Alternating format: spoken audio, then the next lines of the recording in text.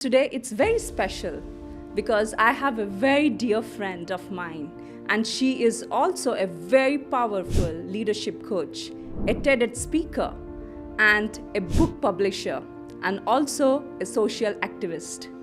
So many hats to wear, but she is a gem of a person. She is none other than Sadika Kebbi, and she will be telling her re-engineered and transformation journey. And believe me, her story will not only inspire you, but shake you and wake you up to do things what you have never dreamt of.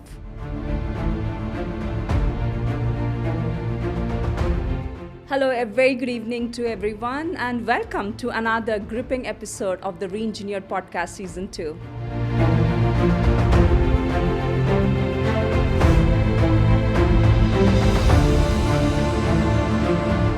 Welcome to the show, Sadika. Thank you, Madhu. I'm really humbled by your words, and thank you for having me on your podcast.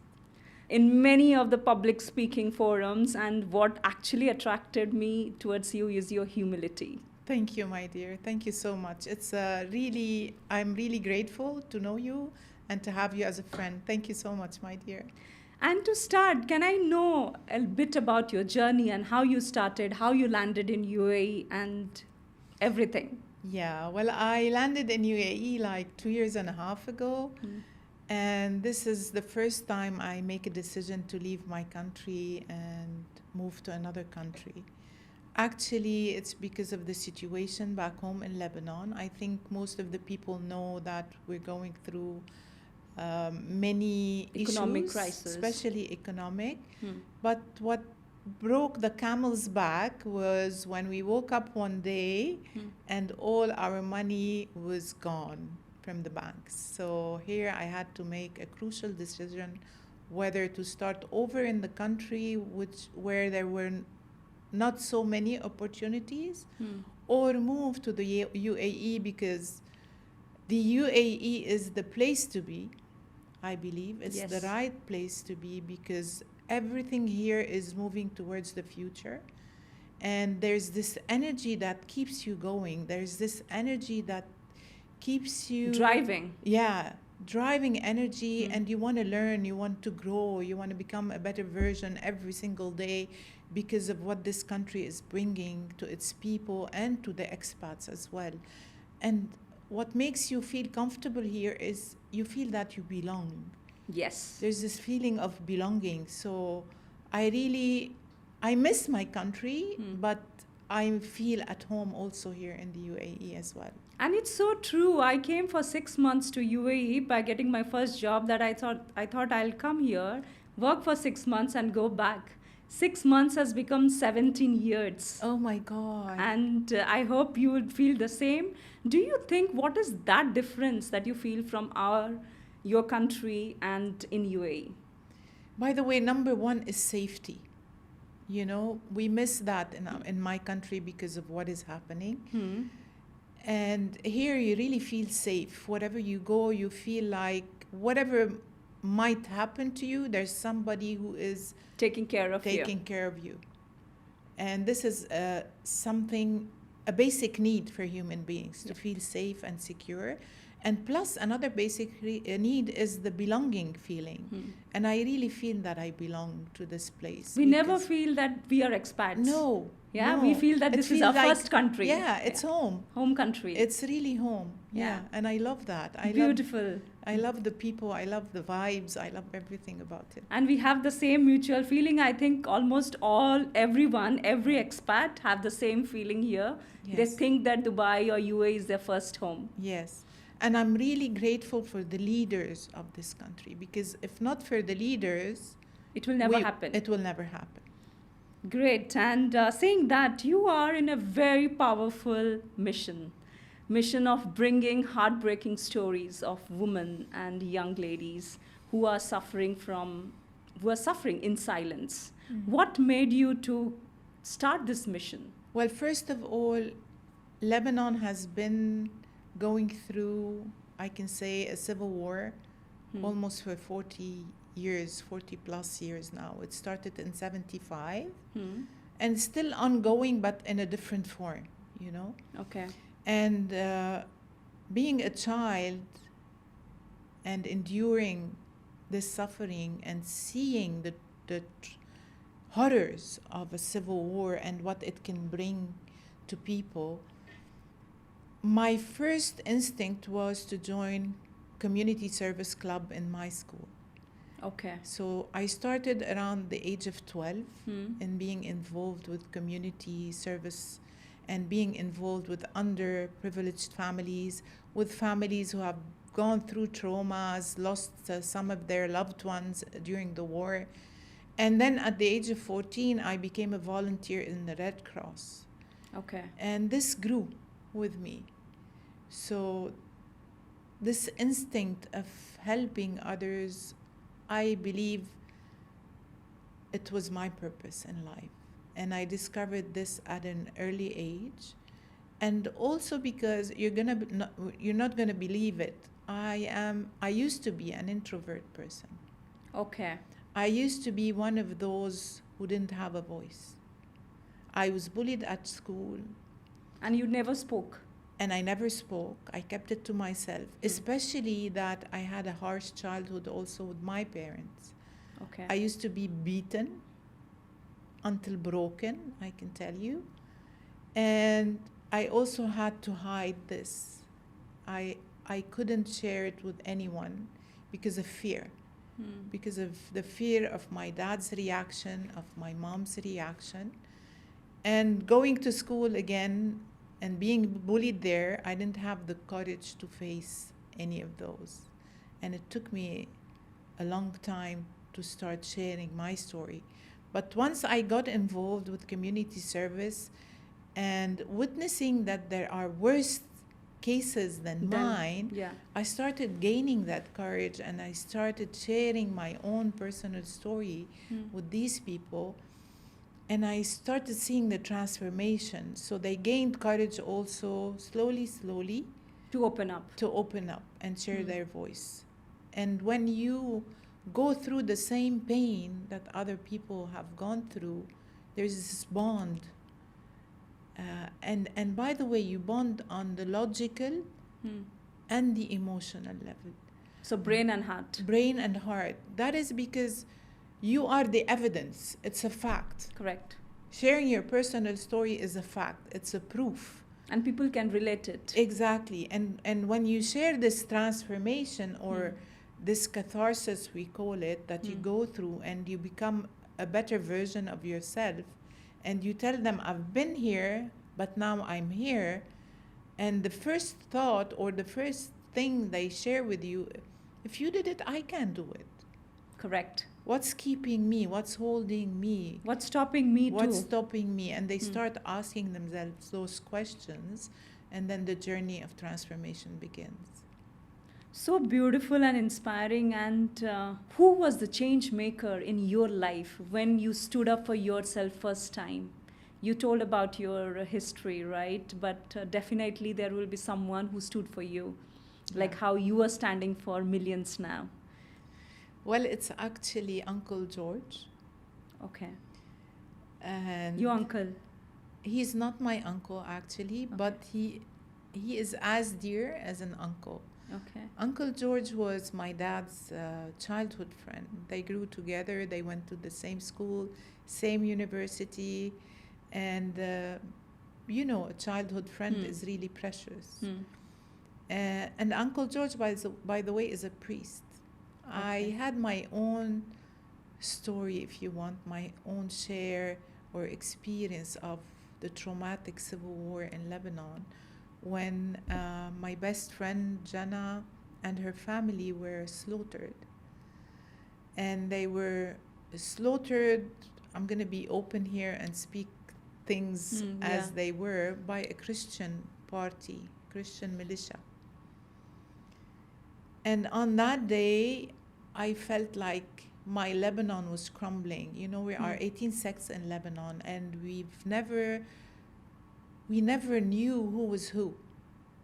We went to schools, we went to events, we went to movies, we had activities as children, and no one knew who was a Jew or a Christian or a Muslim until the Civil War broke. And when this happened, my country broke as well. It shattered into pieces, and I didn't know anymore who was my friend and who was my enemy when this happened. And on that day in particular, the other was here. I didn't have something called the other in my life, you know? Yeah. There wasn't this concept. But on that day, the concept of the other was here. Yeah. The enemy was here. Hmm. And the enemy were all those Christians, even my friends. It was such a traumatic experience because I saw You witnessed that. Jana's corpse, you know? Yeah. And it was very tough for a child to see that. But I always say I was one of the lucky ones that got her dose of therapy at an early age. Hmm. Because 2 years later, our neighborhood was heavily bombarded, and my dad decided, let's go to Uncle George and seek refuge at his place. Hmm. And this is what happened. And the minute we stepped in, he changed, the first thing he did, he changed our names. I was Mary. I was no Okay. longer Sadika. And he was, do not ever forget that you're Mary as long as you are in this neighborhood. So you changed your identity. Yeah, you can say that. Hmm. There was, I don't think I changed my identity because Mary is part of who I am now, you know? And on the same evening, by the way, 10 armed masked men appear on Uncle George's doorhouse. And they tell him, we know that you're hiding a Muslim family, you better hand them in. And he stood his ground and he said, no, this is my immigrant brother. If you would like to come in and meet them, there's no problem whatsoever. And then they left. And also in that moment, I experienced a transformation.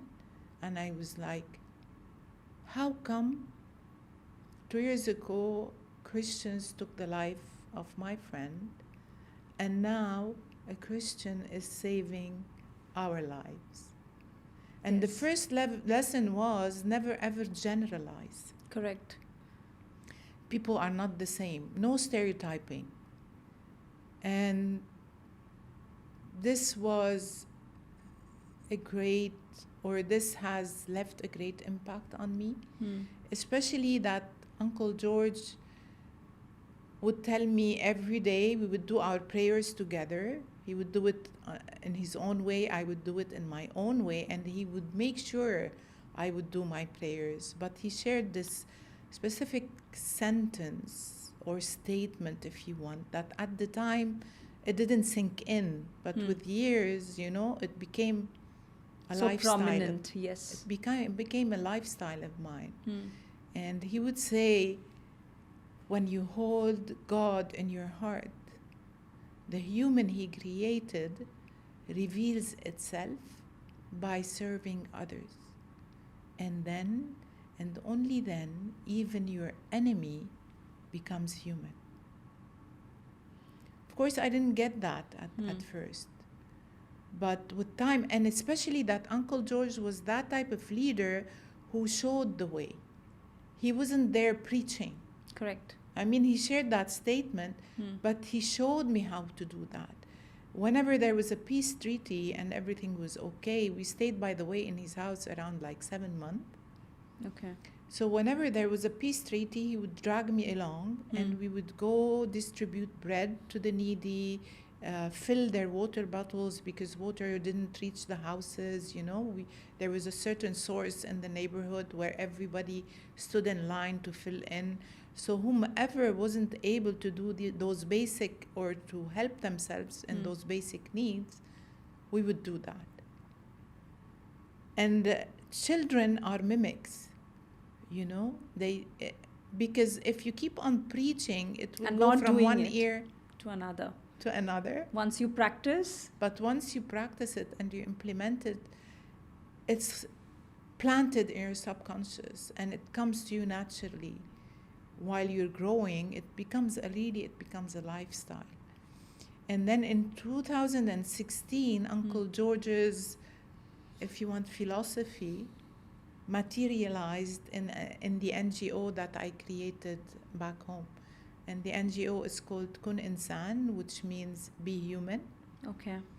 And I worked on social cohesion and peace building in my country. And I did that mainly through storytelling, to bring people together. And of course, whenever I had a project, it would take like 6 to 8 months, so people had time to bond together. And once they start sharing their stories, they would like, oh my God, he's going through the same suffering I'm going. His story is so similar to my story. And there was that emotional bond that was created, and people started sharing, and you feel that all these labels would just disappear, and they would stand on that platform of being human, actually. Exactly. And to create this impact, as you correctly said, true storytelling and relating to them actually brings that impact. Yes. And I'll be asking, you created impact by sharing all these heartbreaking stories of women and young ladies. How about heartbreaking stories of men? Well, they do have heartbreaking stories, and men do not speak, by the way. Their silence is heartbreaking, by the way, because men are raised in a way that, especially, I don't not show emotions. Yes, I think this is, I don't know if it's all over the place or it's in the Arab world or mainly in my country, because since they are babies, the first thing you would hear, you're a man, don't cry. Exactly. Hide your tears. Keep your tears to yourself. This is shameful for a man. And they keep things inside of them, and it breaks them, by the way, in many, many ways. But it's not easy to reach to men unless they want to. The woman is much easier. Vulnerable. And because I'm a woman, and we're sisters in some way or another. Yeah. So the sharing is much easier. But you, as a woman approaching men and asking them to speak, it really needs time. It really needs a long time to do that. But in my trainings sometimes and workshops, I always, especially when it's public speaking and storytelling, I really hear men opening up and sharing. And some of them really cry sometimes. And I think they need care, and they need love, and they need to be embraced as well. Yeah, because sometimes their toughness, their external toughness, is actually a silent killer. It is a silent killer, and the proof is heart attacks. Yes. The proof is high blood pressure, and they have this more than women. Correct. Because they bottle up. And when you bottle up, at some point you explode in some way or another, or at some point it shows either on your physical health or your mental health or your emotional health. Yeah, true. It will show at some point.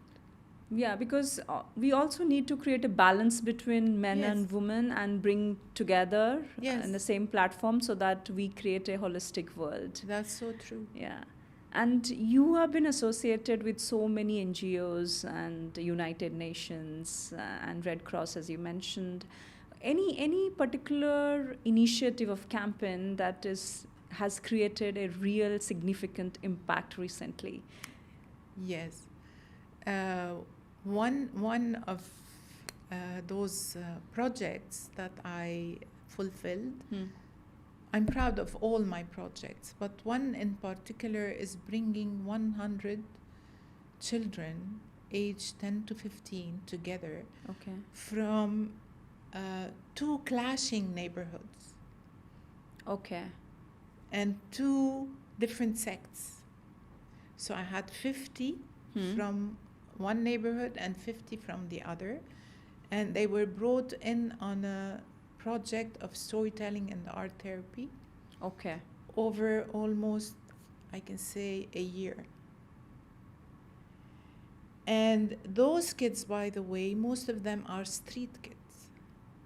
So they don't go to schools. Some of them, you won't believe, Madhu, some of them do not have an ID. They don't exist. So they don't have Because any, of poverty, especially in that neighborhood in North Lebanon. It's called Bebet Bene, one, and the other is called Jabal Mehsen. It's, according to United Nations, since 2010, under poverty level. below This is poverty how- line, what do you say? Yeah. This is how bad it is. So when parents have a child, they don't go through, most of them don't go and deliver in hospitals. They deliver at home with midwives. So there's no need for papers. There's no birth certificate. And if you want to do that, it's costly to do all the requirements. So many of them don't have an ID, and they tell you, I don't exist. If I die, no one would know I was here. They can't go to school because there's no ID. They cannot work because there's no ID. So you can imagine what is happening. And most of them are left in the streets. And when they came to my workshop, I remember the first month, you can say, was really tough because they had knives in their socks. They had blades under their tongue.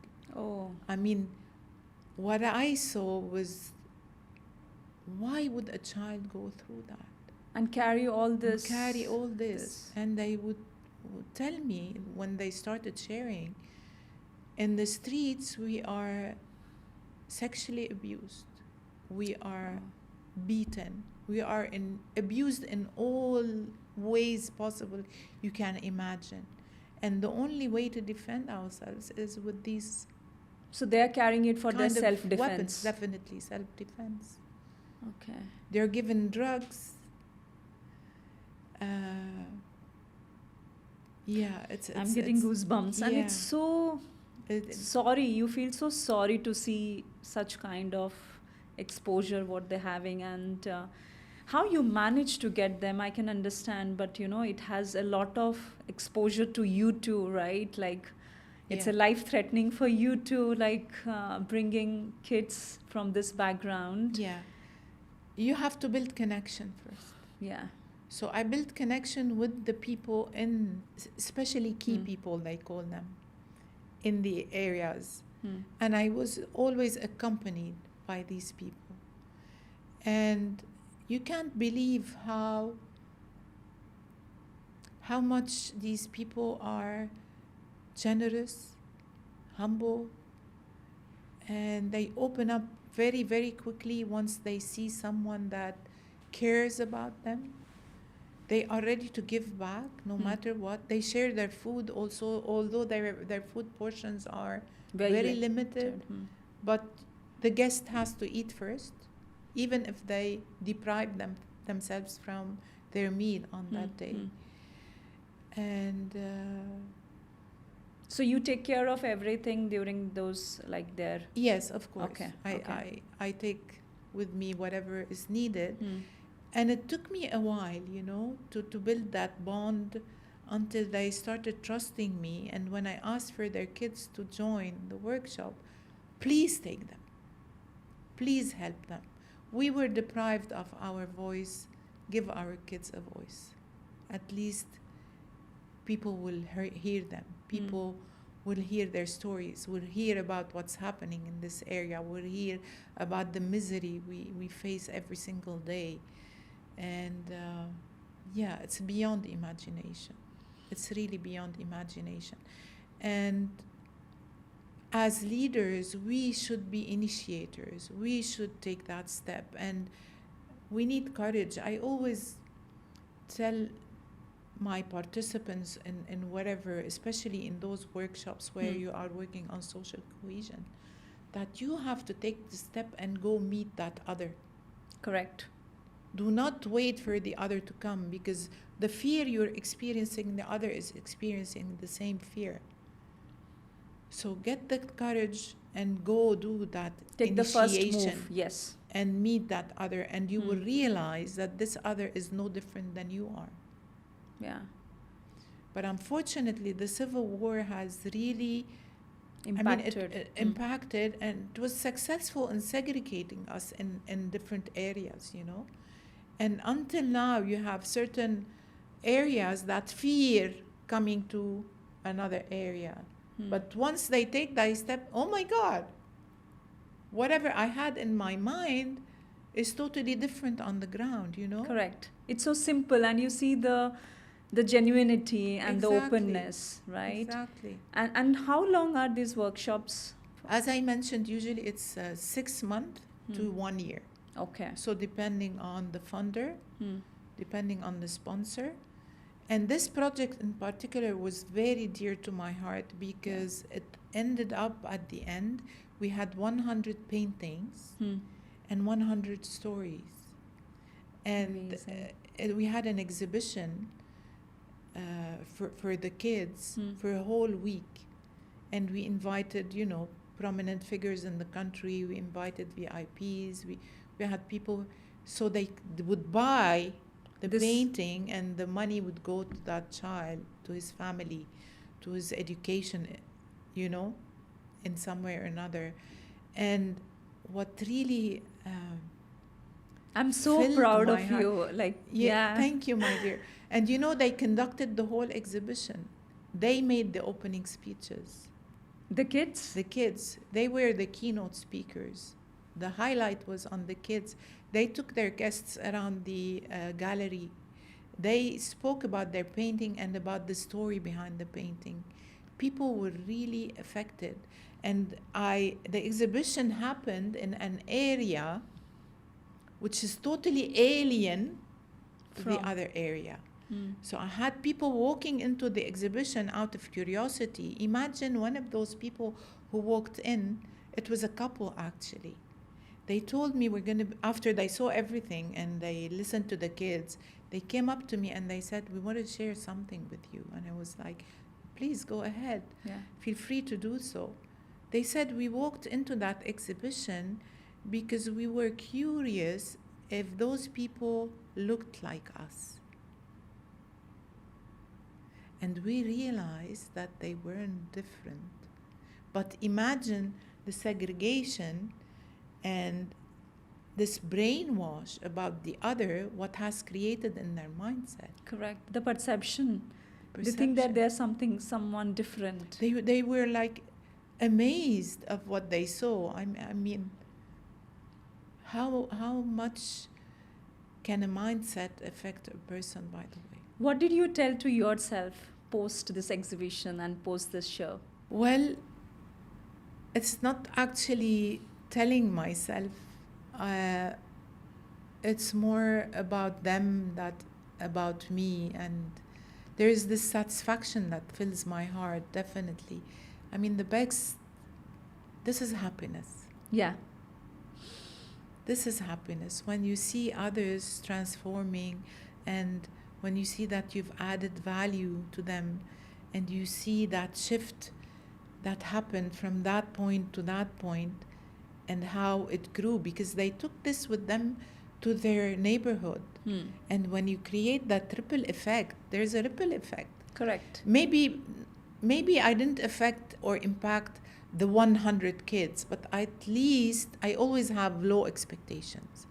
And I always walk into a room like, if I can change one idea in their head, that is enough. That is enough. Because they will go home, they will share it with their family, and then the family will share it with the neighbors, and then the neighbors will share it in the community, and it will create a ripple effect. Exactly. And did you see the after effect of course, of this? Because I still visit, by the way. Yeah. And each time I visit Lebanon, I have to go to that neighborhood and see the kids, see the families, see all these. And I really...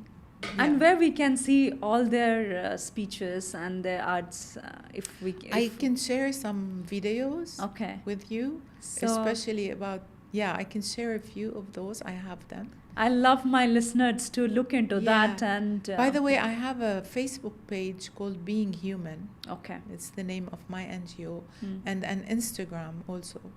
If you look it up, you can find the projects there. And there's an And there's also a page for one of those projects that was called in Arabic قصة وحكاية, okay, meaning my story and other stories. Okay. Also, it was a project that brought 200 youth, and they under went one roof. under one roof, and we did creative writing, by the way. We did what we call, I'm, by the way, a value leadership specialist, and I did this also program with them. And then they wrote their own stories, sharing from their own neighborhoods. So you can see a picture and a story, and the stories are written in Arabic and English, by the way. Okay. So everybody can read So those. these are their own stories, Yeah, with their own stories. pictures. Yeah. Yeah. Have you ever felt before that the power of storytelling before you started this mission? Big time. Big time. Because since I was a child, by the way, and because I went through what I went through when I speak about bullying and abuse, I didn't have anyone to talk to, so I started a journal. I started journaling my feelings, whatever was happening with me. And slowly, through my experience, you know, I come from an academic background as well. I used to be a professor at 2 universities back home in Lebanon. I have a master's in comparative literature. So I used to teach literature and creative writing. Okay. So you know the power of that. Yeah. And this is how I started gaining my courage, if you want. And I didn't want my students to go through what I went through. Especially in the creative writing class or course, I used to start sharing my stories with my students, and their final project was to write their autobiography. Okay. So you have to open up first, so they would open up in return. And it is, by the way, I consider storytelling my first therapy tool. Correct. And I learned this also by experience, because if you keep everything in your mind, in your brain, and I always say the brain is like a closet compared to a closet. Correct. Imagine you have your clothes, you're keeping your clothes since you were born until today. What will happen to the shelves? What will happen to the closet?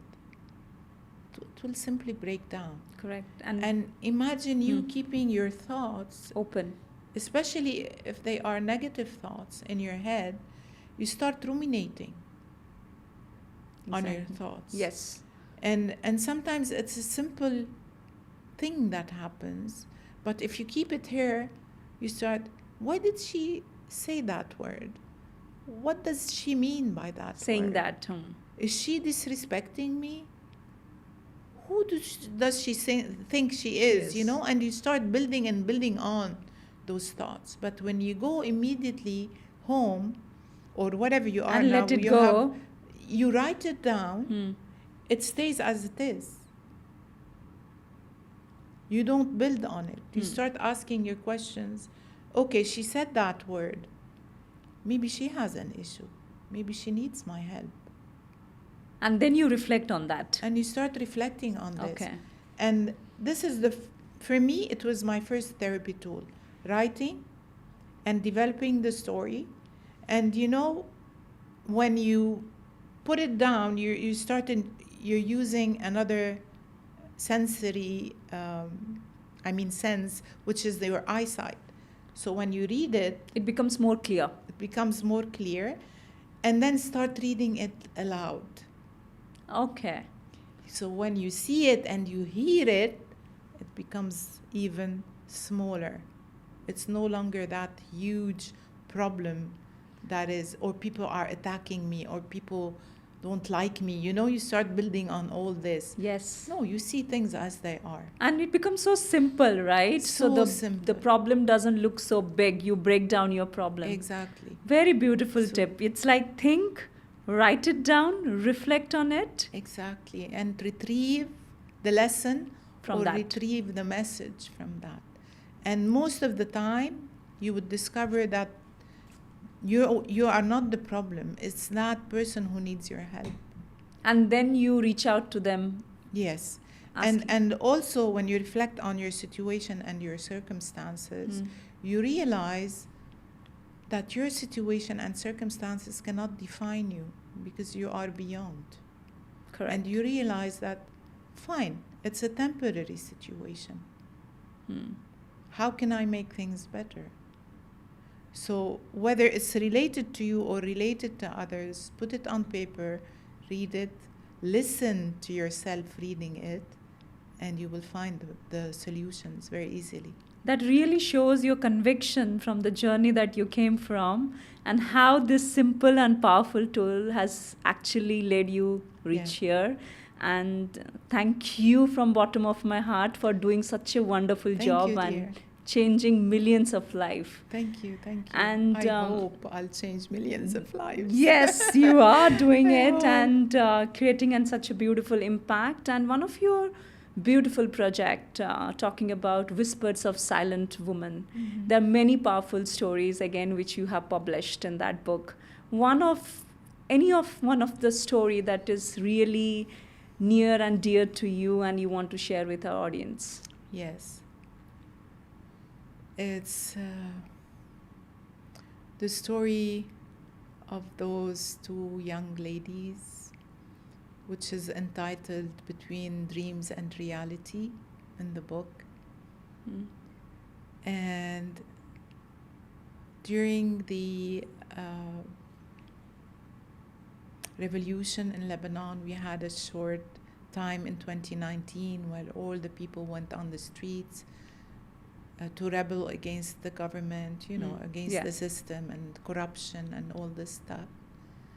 So most of us as professors and teachers and trainers and coaches, we created this area in the squares in Lebanon where we taught the youth, we coached the youth, we spoke into the youth to help them see what is really happening and help them also grow and develop. So we used it in a very powerful way, coming from academic background. So you would see professors from all the universities around Lebanon came together and each one of them was giving a lecture or having a discussion or coaching or whatever.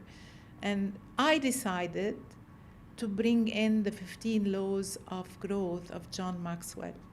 Okay. Because I am one of his trainers, certified trainers and coaches and speakers. And I believe that this is where it starts, with this book, 15 Laws of Growth, personal growth. It's very effective. So I brought it to the square and I would have sessions every day in the evening with the youth. At some point I noticed a teenager girl that would come and stand on the side. She would listen for around like half an hour and she would silently leave. But after a month, she took me on the side and she told me, I have my own circumstances and situations that are not allowing me to grow and develop and leave the place I was born in. And then I told her, what is exactly your situation? Can I know more about that? And then she indicated with her finger an apartment. And she told me, you see that place there? And I was, yes. And she says, this is a brothel run by my mother. My sister and I were born there. We haven't gone to school, we have no education.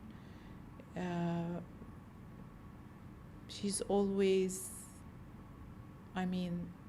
keeping us busy. Yeah.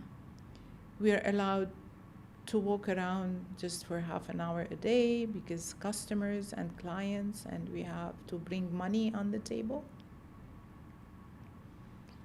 And I don't want that anymore. I want to change. She wants to break free. Yeah. How can I do that? And especially that I have nothing. I can't read, I can't write, I have no skills, I have nothing. How can you help me? Without thinking twice, I told her, I will come to you. She was shocked. And she was, are you serious? And I was, yes. I told her, I will come to you. And then she goes, do you realize that you will have to pay to go into my room? She told you that? Yeah. And I said that there is no problem. And then she goes, what about society? What about people? Think about you. Yeah, what about your image? What about your reputation? What about, and she couldn't stop herself from asking all these questions. And I was like, I don't care. As long as you need me and you really want to change, I'm ready to help you. Because also experience has taught me that if people don't want help or ask for help, you can never help them. That's the first step. That's the first step. They have to want that, you know, they have to come to you and say, I need coaching, or I need your help in this or that, and I'm ready for this. Because if they're not ready for change, you can't do anything about it. And I saw that this girl was ready, and she didn't want to, spend the rest of her life. And she really wanted your help. Yes. So we did it.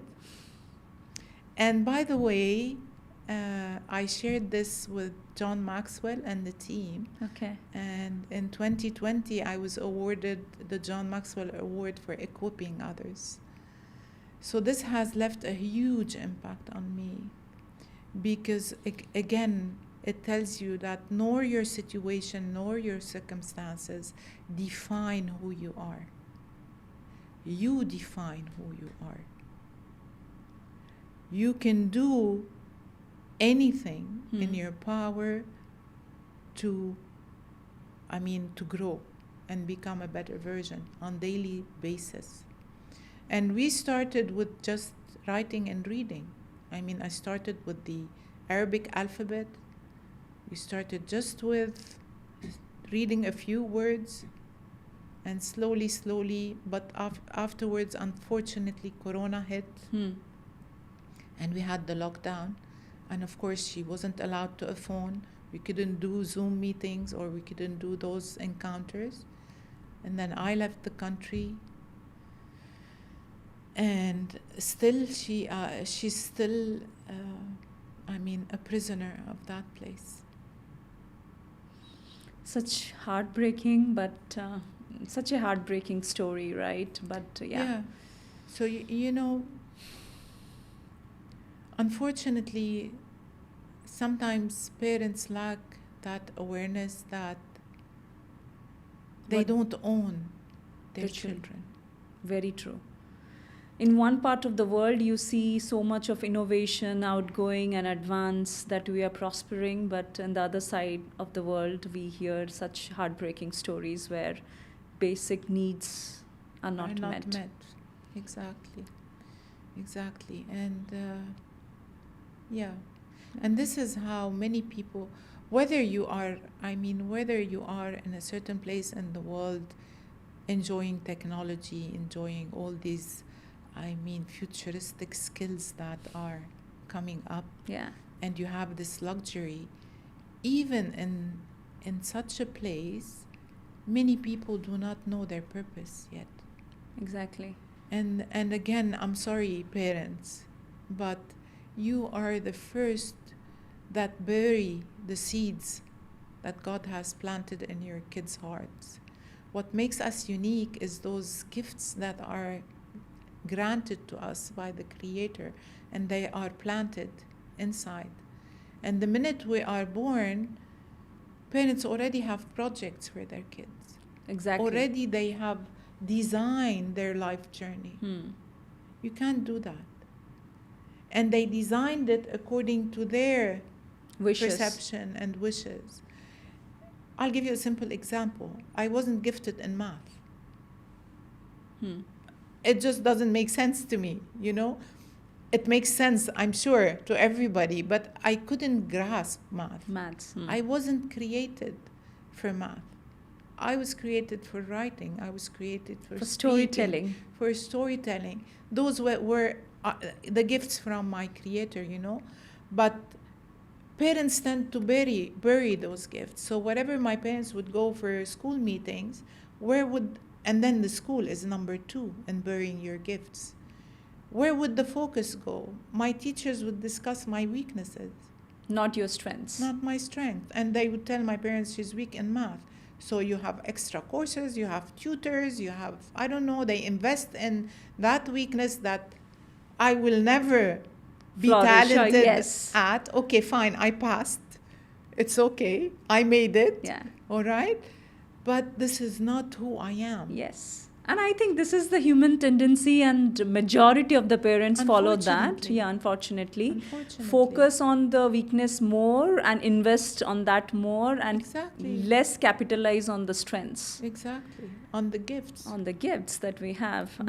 Because we were created for a certain purpose. I mean, Madhu is skilled at something, I'm skilled at another thing. And we are meant to complete each other.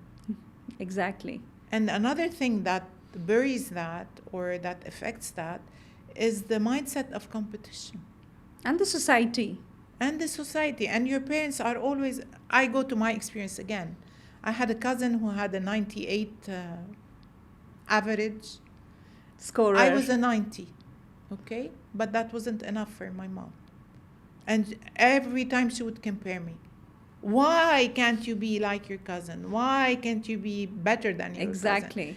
So comparison and comparing kills. It kills the attitude. It kills you. Yeah. It kills you. It kills your power. It kills your strength. It kills everything. You always feel I'm not enough. Yeah. And very this is true. where it starts, you know. And that's how your role as a CEO in Kun Consultancy, where you bring the best potential of everyone, and with all your experience and what you have witnessed, what is that one thing that actually holds someone to identify their potential and to capitalize on that? One thing I would say, purpose precedes existence. That means God has created my purpose before He created me. He created me to fulfill that purpose for a reason. And I would say that if I'm holding a bunch of seeds in my hand, I wouldn't know which one would give me apples and which one would give me oranges and which one would give me mangoes. I wouldn't differentiate. It's just like people. When we are born, we're like a bunch of seeds. We're all the same. All the same, yeah. All the same.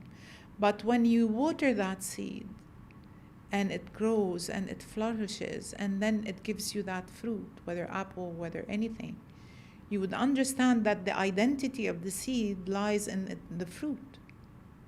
And same thing with human beings. When I nourish my kids in the right way, I help them grow their talents, I help them grow their gifts. And then when they grow up and they offer that gift to the world, their identity lies in that gift.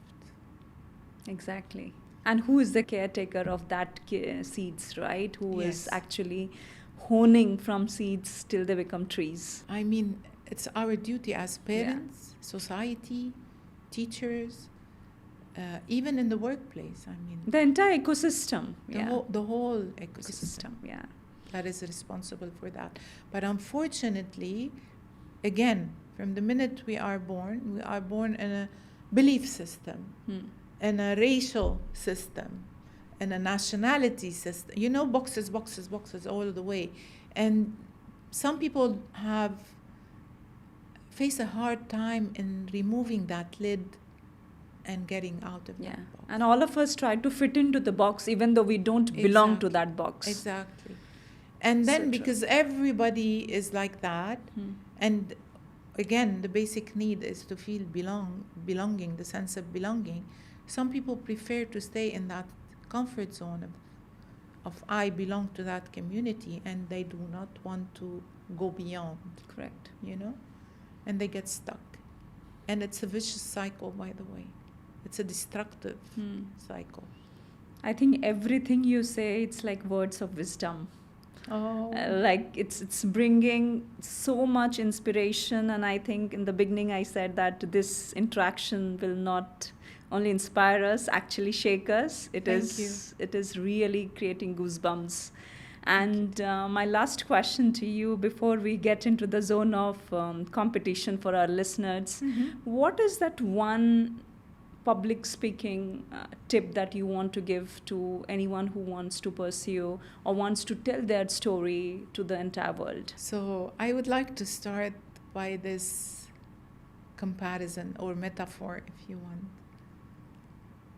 You know, our heartbeats when we are on a monitor, they go up and down. And when we die, it becomes straight line. Yeah. So those ups and downs is life, right? Yeah. And with every down, which people consider failure, but in my opinion, there's nothing called failure. There's something called growth. Because when you're on the top, there's no growth happening. You're happy, you're an achiever, you're celebrating. You're successful. Everybody's praising you, everybody, is cheering you. But when you fall down, and I call it falling forward, like John Maxwell does. Falling forward, because also I'm going to make it closer to create an image in the mind of the listeners. When we trip in real life, it's very rare that we fall on our backs. We fall on our faces. And already when you fall on your face, you've made that huge advancement. Okay? So when you fall forward and you are there, the most important thing is to reflect. Exactly. Not to stand up immediately and continue your journey, because you're going to repeat the same mistake. It's very important to stay down there with your mess. And reflect. And reflect on that mess. Retrieve the lessons. Where can I improve? What did I learn? Why did this happen? Okay? Why my expectations weren't met? You ask yourself all these questions and you come up with the lessons learned. Okay? So this is where, if you want, your messages as a speaker, as a leader, as any human being, are made. Okay? And when you have a message, you need to share to help people, learn from it. Learn from it and inspire them. Correct. That if you did it, they can do it as well. And I want to share another tip. It needs a lot of courage to share your own mess, a lot of courage. But believe me, when you have brought your story to an end, because when you have a message, that means the story has ended. That means you have healed. That means you are ready to add value to your community. That means you are ready to leave an impact and a legacy. Okay? And notice also the word message. It's made of two words. Message. Mess plus age. Oh, yeah. Exactly. Mess plus age. Yeah. And when I say age, it doesn't mean like after 10 years or 5 years. It could be a few minutes later. You would realize that you said the wrong word to a certain person, and then oh my God, I wish I didn't do that. After a few minutes, you would realize, you would learn, if you are a reflective person. So mess plus age is equal to your message. And when you have a message, you leave a legacy. And I would tell you, inspire before you expire. It's beautiful. Beautiful. It's just so beautiful to say how you can share your mess and tell and be authentic about it. And what you said, like inspire before you expire. This is the biggest takeaway of today's conversation. I think This is how we are building up communities, and our message, as you correctly said, not even hundreds or 200s, one person is enough. Enough. Because it will create a ripple effect. Definitely. And people, if we have high expectations, at some point we're going to be disappointed. So why walk into a stage or walk into any place with high expectations? Lower your expectations, you lower your nervousness as well. Correct. So walk in there, just say, if I just can plant one single idea in one person's mindset or help them mind shift, if you want, that's enough. That's enough. That's enough. And everything takes time. Yes, definitely. Nothing happens time. overnight. And it's a process. Correct. Everything is in a process, and we will see the impact gradually. Yes. Thank you so much, and I think welcome. The entire conversation was so inspiring, and I'm very sure our listeners have a lot to learn from you. If you can share with our listeners how they can reach you out, it would be great. Yes, I mean, they can find me on social media. I'm all over the place. I'm on TikTok, LinkedIn, Instagram, Facebook. Just look my name up, Sadika Kebbi, and you can find me. And if they want, I don't mind sharing my WhatsApp, which is 058-597-4377. So they can reach out even there, and we'll take it from there. Thank you so much, and I think definitely you will be role model for many, and people who are looking out for any kind of tips or any kind of mentoring. Please, I'll request you to reach out to the best person whom I have witnessed in my entire career. And we will be getting into the fun conversation that we'll be having, which is called Two Truths and a Lie, where Sadika will be telling 3 statements from her experience or from her journey that recently she shared with us. And out of that, our listeners, who you have to guess which 2 statements are truth and which one statement is a lie. And I promise one of the winner, or maybe Sadika was so grateful and so much generous to give 5 copies of the book of Whispers of Silent Women. You will be getting all signed copies by Sadika. And I assure you, 5 lucky winners will be getting all the signed copy. Over to you, Sadika. Well, the 3 statements are the following. I visited Africa in 2016, and I helped with, if you want, equipping some of the youth there with some skills that can help them find the balance, especially emotional fitness, I call it. Okay, this is statement number 1. Please listen it carefully. Now we'll move to statement number 2. Statement number 2, in 2018, I accompanied John Maxwell to Costa Rica, where we did a transformation for the whole country. And we did that by using the tool of value-based leadership. That's it. That's a closure of statement number 2. Now the final statement. And the final statement, I would like to share with my audience that I am a mother of 4 and a grandmother of 8. Thank you so much, Sadika. And now it's the time for our listeners to please share your reviews and just share your answers at which 2 statements are correct and which one statement is wrong. And I promise you'll be getting 5 lucky winners, and all 5 lucky winners will be awarded with the book signed by Sadika herself. Thank you, Sadika. It was a pleasure having you in the podcast. Thank you. And your stories are truly inspiring. Thank you so much. Can I announce a project coming up soon here in Dubai from your platform? This is the first time I'm going to be sharing. We will be so honored to hear from her what is her dream project coming up. So I'm starting a project very soon. I guess it's going to be beginning of August. And it's called Grab Your Coffee, Take a Seat, and Meet a Human. You're going to be finding me in coffee shops around Dubai where I would have cards on my table, storytelling, emotional fitness, and leadership cards. And whomever would like to join me, this would be my give back to the community here in Dubai.